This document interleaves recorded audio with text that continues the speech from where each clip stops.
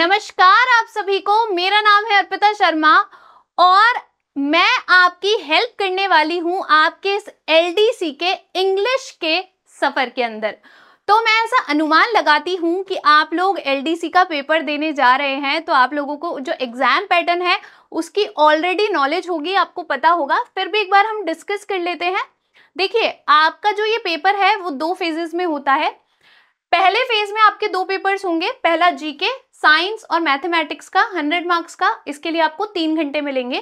50-50 question आपके तीनों subject से आएंगे। दूसरा है आपका जनरल हिंदी एंड इंग्लिश। इसमें आपके 75 और 75 क्वेश्चंस आएंगे। ये भी आपके 100 मार्क्स के हैं और इसके लिए भी आपको 3 घंटे मिलेंगे। फिर फेज 2 में आपके पास हिंदी और इंग्लिश की टाइपिंग मिलेगी आपको, जिसके अंदर आपकी स्पीड को और एफिशिएंसी को टेस्ट किया जाएगा। इसके लिए आपको 10-10 मिनट मिलेंगे और 25-25 मार्क्स का ये जो है आपका टेस्ट होने वाला है। तो चलिए, हमने एग्जाम पैटर्न तो समझ लिया। अब हम समझते हैं कि आपका जो इंग्लिश का सिलेबस है वो क्या रहता है। तो देखिए, इंग्लिश का सिलेबस बहुत ही सिंपल है। सबसे पहले है हमारे पास टेंसेस और सीक्वेंस ऑफ टेंसेस कि आपको एक एग्जाम्पल दे दिया जाएगा, एक सेंटेंस दे देंगे और उसके अंदर आपसे पूछा जा सकता है कि ये कौन सा टेंस है, ये आपको बताना है। तो मोस्ट प्रोबेबली इसके जो नंबर ऑफ क्वेश्चंस होते हैं वो 5 होते हैं। ठीक है, मैं आपको जितने भी नंबर ऑफ क्वेश्चंस बता रही हूँ ये एकदम फिक्स नहीं है। ठीक है, ये सिर्फ एक आइडिया है। जितने भी पेपर्स मैंने लास्ट ईयर के देखे हैं उनके बेस पर मैंने एक आइडिया लगाया है कि आपके कितने क्वेश्चंस कौन से टॉपिक से आ सकते हैं। जब आप इनको टोटल करेंगे तो ये 75 से थोड़ा ऊपर नीचे हो सकते हैं, क्योंकि एग्जाम में भी ऐसा होगा। हो सकता है यहाँ से 4 क्वेश्चन आ जाए, यहाँ से 6 आ जाए, तो उसका कोई इतना फर्क नहीं पड़ता।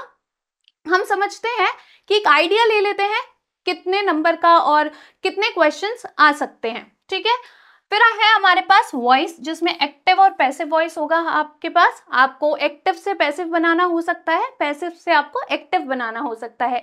ये भी प्रोबेबली आपको 5 क्वेश्चंस मिल जाएंगे। फिर है नरेशन, जिसमें आपकी इनडायरेक्ट और डायरेक्ट स्पीच होगी। फिर है हमारे पास ट्रांसफॉर्मेशन ऑफ सेंटेंसेस।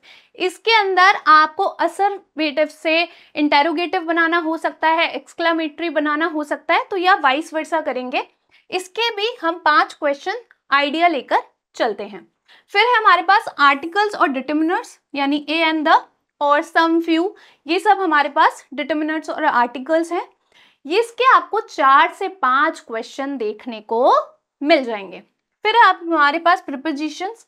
अब प्रीपोजिशंस बहुत सारी होती हैं, इसके भी आपको 4 से 5 क्वेश्चन देखने को मिल जाएंगे। जैसे कि प्रीपोजिशन, अगर मैं आपको एक एग्जांपल दूं, ऊपर जो होता है, ऊपर की बात कर रही हूं मैं, इसके लिए बहुत सारी प्रीपोजिशन होती है। जैसे ऑन होता है, अबव होता है, अपॉन होता है, ऑन टू होता है। ठीक है, तो और भी 1-2, तो ये सारी किसके लिए यूज होती हैं? सभी ऊपर के लिए यूज होती है। तो ये भी हमें पढ़ना बहुत जरूरी है और इसे हम बहुत अच्छे से समझेंगे कि सारी प्रीपोजिशंस को सही तरीके से कैसे यूज करते हैं। फिर है हमारे पास ट्रांसलेशन ऑफ सिंपल सेंटेंसेस। आपको हिंदी दे दी जाएगी, उसका आपको इंग्लिश बनाना है। ठीक है, तो इसके भी आप 5 क्वेश्चन मान के चल सकते हैं। देखिए, मैं फिर से कह रही हूँ, ये जो नंबर ऑफ क्वेश्चंस है ये ऊपर नीचे हो सकते हैं।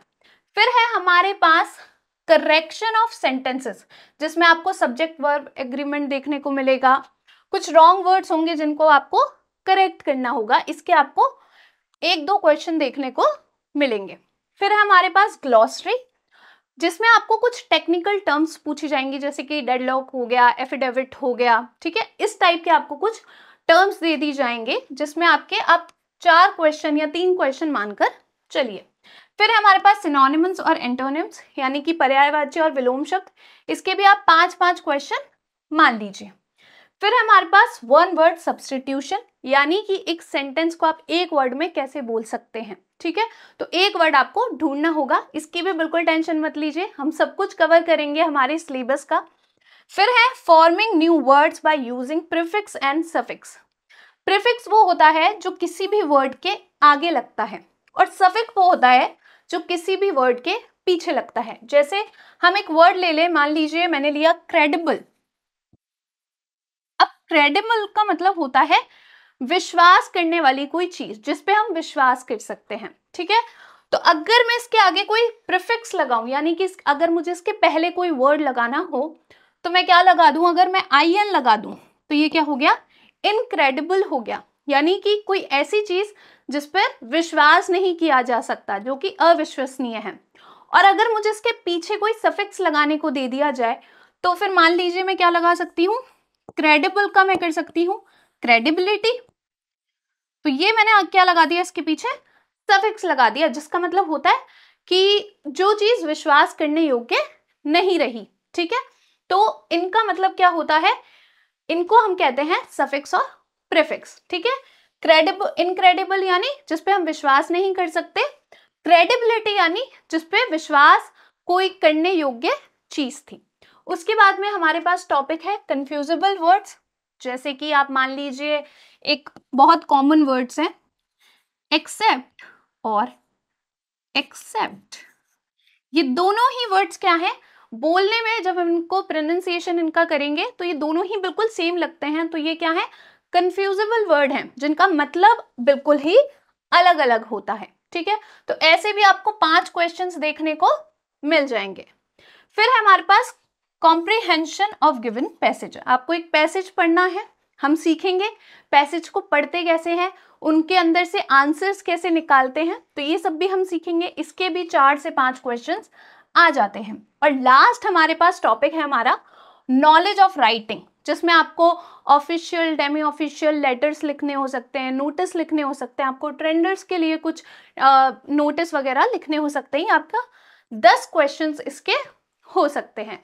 तो यहाँ पे हमने कवर कर लिया कि आपका सिलेबस क्या क्या होगा। 16 के लगभग आई गेस ये पॉइंट्स हैं, और नंबर जब आप जोड़ेंगे तो ये ऊपर नीचे बिल्कुल होंगे। और एग्जाम में भी क्योंकि ये ऊपर नीचे होते हैं, कोई फिक्स नहीं होता कि इसमें से इतने ही क्वेश्चन आएंगे, पर ये आपका सिलेबस है, ठीक है। अब सिलेबस तो आपको समझ में आ गया। सिलेबस बताना कोई बड़ी बात भी नहीं है, बड़ी बात है आपकी तैयारी। और उसमें मैं आपको बताती हूँ कि हम लोग, यानी कि आप मिशन ज्ञान आपकी कैसे तैयार साथ देगा, और मैं आपकी अर्पिता शर्मा मैम आपकी किस तरीके से हेल्प करेगी। तो देखिए स्ट्रेटेजी क्या है। सबसे पहले इंपॉर्टेंट हम करेंगे हमारा बेस को स्ट्रॉन्ग करेंगे, ठीक है। किसी भी चीज को अच्छे से समझने के लिए, स्पेशली इंग्लिश में ग्रामर को समझने के लिए आपका बेस बहुत ज्यादा स्ट्रॉन्ग होना चाहिए, वरना आप किसी ना किसी क्वेश्चन में अटक ही जाएंगे, ठीक है। तो इंग्लिश का हम बेस जो है वो स्ट्रॉन्ग करेंगे। ऐसा नहीं कि सिर्फ ऊपर ऊपर से पढ़ लिया और ठीक है कुछ रूल्स दे दिए, कैप्सूल रूल्स दे दिए कि ठीक है ये पढ़ लो, इससे आपका एग्जाम हो जाएगा। नहीं, हमें बेस को स्ट्रॉन्ग करना है। तो उसमें मैं आपकी पूरी हेल्प करूंगी। कैसे करूंगी? लाइव क्लासेस के थ्रू करूंगी। आपकी लाइव क्लासेस आने वाली है इंग्लिश की मंडे टू सैटरडे। इसमें हम तैयारी करेंगे हमारी LDC एग्जाम के इंग्लिश की। और जब हम लाइव क्लासेस कर रहे होंगे तो किसी भी चीज को अच्छे से समझने के लिए सबसे इंपॉर्टेंट चीज क्या है, उसकी प्रैक्टिस करना। तो मैं कोशिश करूंगी कि आपको प्रैक्टिस क्वेश्चंस दे दिए जाएं, आपका कुछ असेसमेंट टेस्ट हो जाए, जिससे आपको भी वो जो कॉन्सेप्ट हमने सीखा है, पढ़ा है, वो और अच्छे से समझ में आए। तो इस प्रकार से हम हमारी तैयारी बिल्कुल जोश के साथ करेंगे। आप जुड़े रहिए, मिशन ज्ञान के साथ जुड़े रहिए, इस चैनल के साथ, और अपनी इंग्लिश की तैयारी बहुत ही बढ़िया होने वाली है। मैं आपसे मिलूंगी अब लाइव क्लासेस में। Thank you.